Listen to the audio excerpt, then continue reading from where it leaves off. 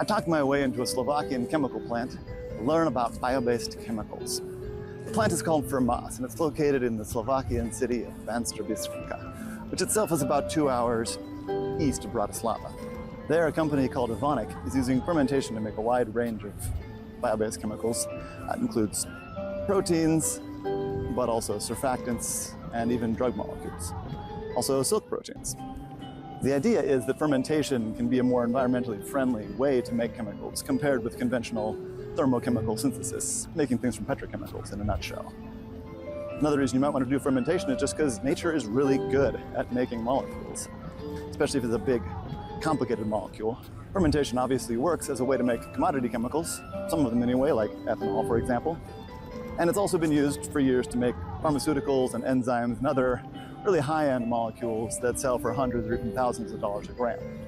But specialty chemicals, which sit kind of in the middle of those two in terms of price and volume, don't have a rougher track record. But it seems like Evonik has cracked the code for specialty chemical fermentation here in Slovakia, and the key is adaptability. So you would think that the fermentation tanks would be the heart and soul of a specialty chemical fermentation facility, but it's really the downstream processing that makes this facility stand out.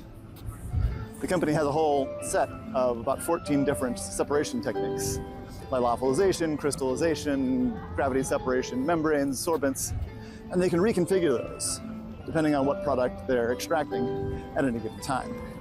And over the years, the plant's been around since the 1990s, they've had a whole slew of different fermentation programs come through the plant. They've gotten very good at reconfiguring their reconfigurable downstream processing facility. Having this customizable plant has let Evonik move quickly. They can scale up and down, they can change products, they can try new things to meet the specialty chemical market with fermentation products from industrial biotechnology. That isn't to say that fermentation gets you to a zero carbon footprint, because in this facility your feedstocks are corn sugar and to some extent vegetable oil. These are still agricultural feedstocks, and farming has its carbon footprint. But by managing that carefully, and by using the Slovakian power grid, which is mostly nuclear and renewables, they're able to get a much smaller product carbon footprint than the incumbent methods and the incumbent chemicals that they're replacing. Reporting from Banska Bystrica and Baltimore, I'm Craig Bettenhausen.